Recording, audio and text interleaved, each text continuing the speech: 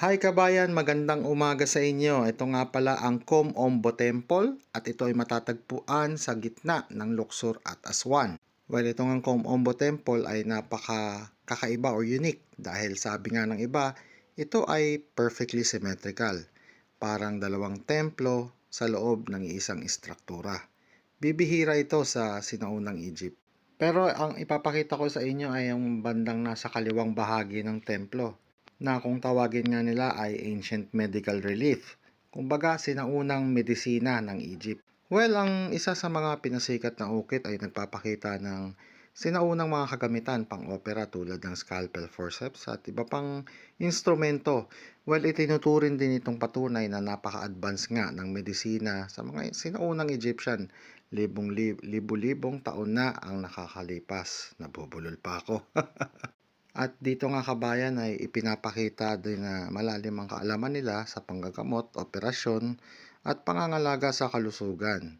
Well, isang bagay na kahanga-hanga lalo na kung iisipin na nangyari ito bago pa man maimbento ang mga makabagong teknolohiya.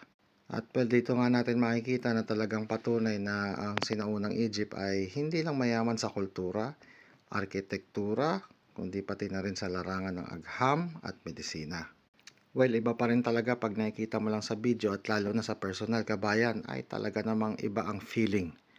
Imagine kung gaano nakatanda ang mga kurba na ito na inukit nila sa bato at mawi-witness mo ng personal kung libo-libo gaano sila katanda kumpara sa iyo kahit sa mga lolo mo pa.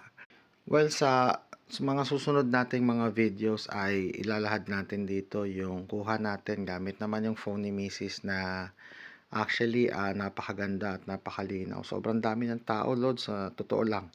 Feeling mo hindi late night, mga ano na siguro to, around 10, 11 p.m. na ng gabi.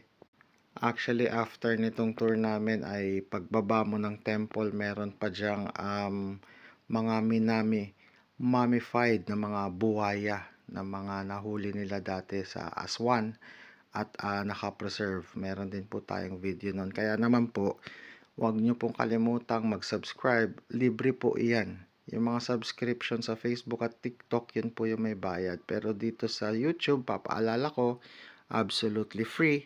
Click all para lahat po ng video, shorts or long form video, ma-notified po kagad kayo. At kung members po kayo ng kahit na anong country na nasaan kayo, Filipino Community Group sa Facebook o bla bla bla, huwag pong kalimutang mag-share para ma-spread natin sa lahat ng kabayan na may feeling blubber vlogger katulad ko.